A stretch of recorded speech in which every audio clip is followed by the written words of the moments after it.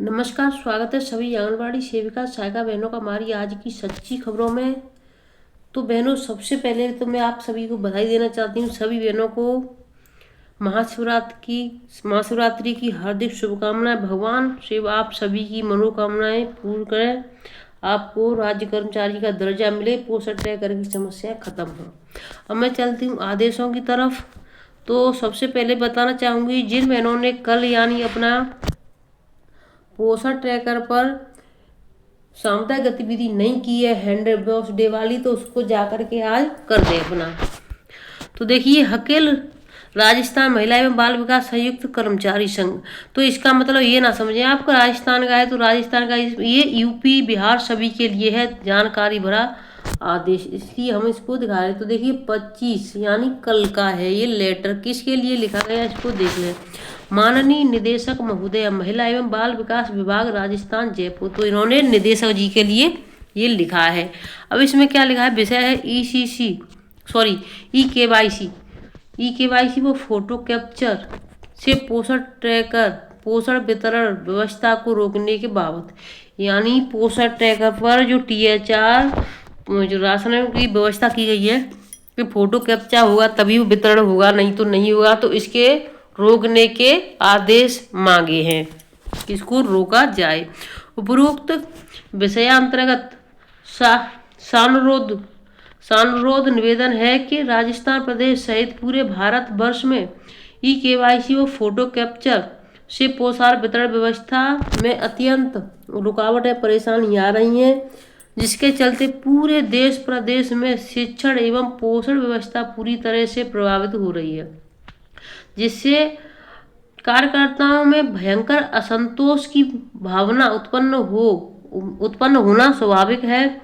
E KYC व photo capture व्यवस्था के चलते कार्य करने में प्रदेश कार्यकर्ता असमर्थ हैं, अतः उक्त कार्य व्यवस्था को रोका जाना न्यायोचित एवं विभागीय हित में होगा। इस संदर्भ में संगठन का विनम्र आग्रह है। तो देखिए, सबसे पहली समस्या ये जो पोषण ट्रैकर की है वही पूरी समस्या है।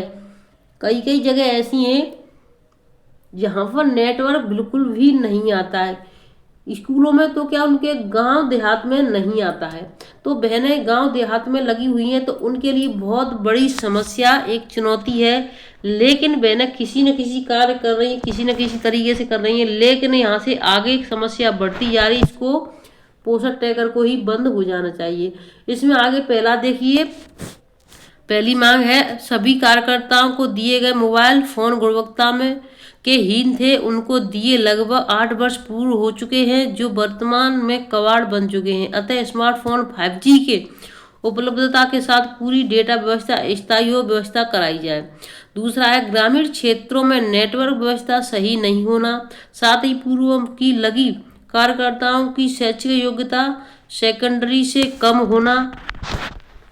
तीसरी पॉइंट है आंगनबाड़ी केंद्रों में पोषाहार हेतु स्वयं लाभार्थी नहीं आकर परिजन आते हैं। छात्रों एवं गर्भवती महिलाएं स्वास्थ्य के चलते केंद्रों पर नहीं आती हैं। उनका कहना है कि उन्हें डॉक्टर ने आराम करने की सलाह दी है। तो ये बहुत बड़ी सही बात है, क्योंकि कुछ महिलाएं ऐसी होती हैं जिनका 9 मंथ तक यानी इलाज चलता है, वो बेड रेस्ट पर होती हैं, तो उनके लिए सबसे बड़ी चुनौती होगी। चौथा है अनेक लाभार्थियों के पास स्मार्टफोन नहीं है। जिनके पास फोन है उनके आधार से जुड़े फोन उनके पास न होकर अन्य परिजन के पास फोन होते हैं, अतः OTP सत्यापन नहीं हो पाता है, केवल समय ही बर्बाद होता है। ठीक है, उक्त के तथ्यों को मद्देनजर रखते हुए उक्त ई केवाईसी फोटो कैप्चर व्यवस्था को तत्काल बंद कराने की कृपा करें, अन्यथा प्रदेश की समस्त कार्मिक कार्य बहिष्कार आंदोलन करेंगी। आंदोलन के कारण विभाग में यदि अशांति उत्पन्न होती है तो संपूर्ण जिम्मेदारी विभाग की होगी। यानी अगर इसमें अशांति उत्पन्न होती है तो पूरी जिम्मेदारी किसकी होगी, विभाग की, विभागीय होगी। आदर सहित छोटीलाल बुनकर संस्थापक संरक्षक राजस्थान। तो ये राजस्थान की खबर है। अब मैं आपको ले चलती हूँ, लेकिन ये राजस्थान की ना समझो, ये अपने सभी राज्यों की खबर है। सभी राज्यों से इसी तरीके की आवाज़ उठनी चाहिए जिससे इसकी समस्या का समाधान हो सके। नहीं तो बहनों, सभी के लिए समस्या, आप ये ना समझो कि हम तो कर लेते हैं, हमारे लिए कोई समस्या, जिनको नहीं आता है उनके लिए समस्या है। ये ऐसी बात नहीं है, बात यहाँ नेटवर्क की है। अगर आप एक करोगी तो फिर सबको करना पड़ेगा, इसलिए इसकी व्यवस्था बिल्कुल ही खत्म होनी चाहिए। क्योंकि एक ही, वो कहते हैं ना, एक की वजह से अनेक को परेशानी होती है और अनेक की वजह से एक को परेशानी होती है, तो सभी को इसमें एकता दिखानी चाहिए। अब मैं आपको देखिए दूसरा आ जाता है, भारत सरकार मिशन पोषण 2 के तहत आंगनबाड़ी कार्यकर्ताओं की ऑनलाइन उपस्थिति और कार्यों को स्मार्टफोन देकर तकनीकी रूप में सशक्त बनाया गया है। आंगनबाड़ी कार्यकर्तियों द्वारा मोबाइल पर पोषण ट्रैकर का एप्लीकेशन उपयोग किए जाने से रजिस्टरों का काम बंद करते हुए डिजिटल किया गया है, जिससे आंगनबाड़ी के कार्यों की गुणवत्ता में सुधार के साथ साथ केंद्रों में चल रही सभी गतिविधियों पर निगरानी में भी सुधार हो सके।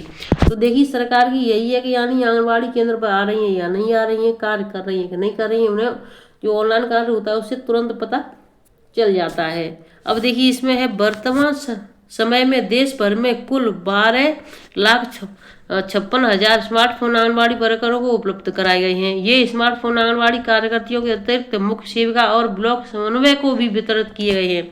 सरकार द्वारा आंगनबाड़ी कार्यकर्ती पर्यवेक्षकों और ब्लॉक समन्वयकों को स्मार्टफोन के डेटा रिचार्ज की सहायता भी प्रदान की जाती है। देखिए ये बिल्कुल सरासर गलत है, कोई पैसा नहीं आता है रिचार्ज का आंगनबाड़ी बहनों के पास।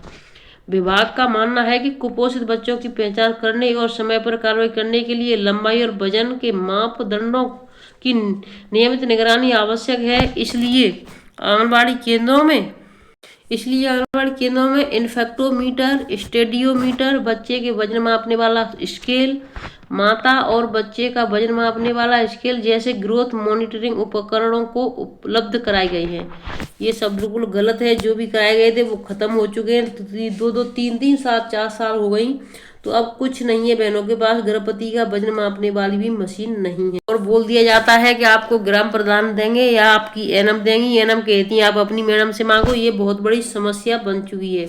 केंद्रीय बाल विकास विभाग ने आंगनबाड़ी केंद्रों और वर्करों को डिजिटल बनाने के लिए देश के आंगनबाड़ी केंद्रों में ग्रोथ मॉनिटरिंग उपकरणों के कुल 13.85 लाख सेट उपलब्ध कराए हैं, जिससे आंगनबाड़ी वर्करों, कार्यकर्तियों और आंगनबाड़ी सहायिकाओं को पोषण और स्वास्थ्य सेवाओं और राशन जैसे कार्यों में आधुनिक कर दिया गया है। उपकरणों के साथ साथ पोषण ट्रैकर पोर्टल से राशन वितरण, बच्चों और वर्करों की ऑनलाइन उपस्थिति, लंबाई, वजन, गर्भवती धात्री महिलाओं का डाटा, समय पूर्व नोटिफिकेशन जैसी जानकारी मिलती है, जिससे बाल विकास विभाग और इसमें कार्य करने वाले कर्मचारी आधुनिक हो गए हैं। तो देखिए आधुनिक तो कुछ नहीं हुए हैं, समस्या बहुत बड़ी हो गई है बहनों के लिए। वो अब बहनें कुछ नहीं, वो कहती है ना कि जब शुरुआत थी तो बहनों को अच्छा लगा था कि चलो हमें फ़ोन मिल गया, हम काम करेंगे, और उनसे कह दिया गया था कि आप कर लो, आप खुद नहीं कर पा रही अपने बच्चों से करवा लो। शुरुआत में बच्चों ने भी कर दिया, बच्चे भी मुंह मोड़ने लगे। अब कब तक बच्चे अपना एक दिन का कार्य हो तो बच्चे करें, बच्चा अपनी पढ़ाई करे कि इस 2-6 हज़ार रुपये की नौकरी के पीछे अपना जीवन बर्बाद करे। अब बताइए, अब मैं आपको दूसरे आदेश की तरफ ले चलती हूँ। मैंने जिन्होंने अभी तक चैनल को सब्सक्राइब नहीं किया तो जल्दी से सब्सक्राइब कर लो और बेल आइकन में ऑल को दबा लें, जिससे कि जानकारी आपको समय से मिलती रहे। हमारी बहनें क्या है कि यानी शेयर कर दो या फिर कोई और शेयर कर दे तो उसको देख लेती हैं, लेकिन चैनल को सब्सक्राइब नहीं करती, फिर कहती हैं दीदी आपने ये वीडियो नहीं डाली, हमको जानकारी नहीं है।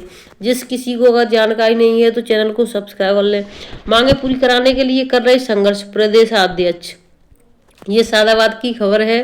आंगनबाड़ी कर्मचारी संघ की प्रदेश अध्यक्ष सुषमा कुरील ने कहा कि आंगनबाड़ी कार्यकर्ताओं की हर मांग को पूरा कराने के लिए संगठन लगातार संघर्ष है। हर जिले में संगठन को मजबूत बनाने का काम किया जा रहा है। प्रदेश अध्यक्ष और प्रतापगढ़ की जिला मंत्री सरला पाल का सादाबाद आगमन पर स्थानीय आंगनबाड़ी कार्यकर्ताओं ने फूल मालाएं पहनाकर जोशीला स्वागत किया। आंगनबाड़ी संघ की जिलाध्यक्ष आशा दीक्षित ने आंगनबाड़ी कार्यकर्ताओं को सेवानिवृत्त होने पर 5 लाख रुपए की एक मुफ्त धनराशि दिए जाने, कार्यकर्ता को आयुष्मान कार्ड दिलाने की मांग की है। तो देखिए आयुष्मान कार्ड के लिए तो बहनों ऊपर से आदेश वैसे ही हो गए, इसकी मांग करने की कोई जरूरत नहीं। सरकार ने यही लॉलीपॉप आपको दिया है। भगवान ना करे किसी बहन को ऐसी जरूरत पड़े कि उसको 5 लाख की जरूरत पड़े, स्वस्थ भगवान रखे, लेकिन सरकार ने यही लॉलीपॉप दिया है, आप इसके लिए कोई मांग ना रखें। कार्ड दिलवाने की मांग की है। इसके अलावा 21,000 रुपये का मानदेय हर माह दिए जाने की मांग, की। इस मौके पर बेबी पुष्पलता, विवेक, सुमन, ललिता, उषा, अनीता, गीता, सुनीता, मीरा आदि उपस्थित रहीं। तो देखिए इसमें कोई ज्यादा वो नहीं रखा है आपने, सेवानिवृत्त पर 5 लाख सरकार नहीं देने वाली है। 5 लाख तो आपको मांगने 10 मांगने हैं, तब जाकर के सरकार 5 1 2 देगी। अब अगर आप कम से कम मांगोगे तो सरकार कुछ नहीं देने वाली है। शिकायतों का अम्बार फिर भी सप्ताह भर में भर्ती करने का फरमान जारी कर दिया गया है। आंगनबाड़ी भर्ती में गड़बड़ी की शिकायतों के बीच प्रक्रिया जल्द पूरी करने की कवायद है। आईसीडीएस निदेशालय ने सभी डीपीओ को भेजा संदेश, यानी डीपीओ को सभी जिलों के डीपीओ को निदेशालय से संदेश आ चुका है कि जल्दबाजी पर उठने लगे सवाल, यानी जल्दबाजी पर सवाल उठ रहे हैं। उनको ये तो दिखाई दे गया, लेकिन 2-2 लाख रुपए लेकर के जिला के यानी क्या कहते हैं डीपीओ और सीडीपीओ मांग रहे हैं, वो दिखाई नहीं दिए निदेशालय को। जब निदेशालय के लिए पत्र भेजा तब भी उनको ये दिखाई नहीं दे रहा है। लखनऊ सुर्खियों में आने के बाद अब अफसर आंगनबाड़ी भर्ती में गड़बड़ियों की शिकायतों का निस्तारण किए बिना ही भर्ती प्रक्रिया पूरी करने में जुट गए हैं। यानी अभी तक तो क्या क्या शिकायत थी तो उसका निस्तारण करना था, उसके बाद भर्ती, लेकिन अब यानी निस्तारण भी नहीं कर रहे, उनको भर्ती जल्दी करनी है, भर्ती शुरू करने में जुट गए हैं। आईसीडीएस निदेशालय के स्तर सोमवार को सभी जिला कार्यालयों, अधिकारियों और डीपीओ को 1 सप्ताह में पूरा करने का फरमान जारी कर दिया गया है। इसके लिए व्हाट्सएप के जरिए सभी डीपीओ को मैसेज भेजा गया है। ऐसे में सवाल यह है कि पिछले 4 वर्षों से चल रही भर्ती के दौरान तमाम जिलों के डीएम द्वारा भर्ती के संबंध में जारी शासनादेश को देश के भ्रामक बिंदुओं का निस्तारण किए बिना भर्ती की प्रक्रिया पूरी कैसे होगी। बता दें कि अमर उजाला के 22 फरवरी के अंक में आंगनबाड़ी कार्यकर्ताओं की भर्ती में भ्रष्टाचार, मंत्री ने खुद खोली पोल शीर्षक से खबर प्रकाशित किया गया था। इसके बाद बाल विकास, सेवा एवं पोस्टल विभाग में हड़कंप मच गया। सूत्रों का कहना है कि इस खबर का संज्ञान लेते ही सीएम कार्यालय में विभागीय अधिकारियों को बुलाकर पूछताछ भी की थी। इधर सोमवार को शासन के वरिष्ठ अधिकारियों ने वीडियो कॉन्फ्रेंसिंग करके भर्ती प्रक्रिया की समीक्षा की। पर गौर करने की बात यह है कि सीएमओ दफ्तर को डीएम के स्तर से मिले पत्रों और उसमें जताई गई मौजूदा शासनादेश में आय प्रमाण पत्र भी भर्ती में जताई गई आपत्तियों की जानकारी नहीं दी गई।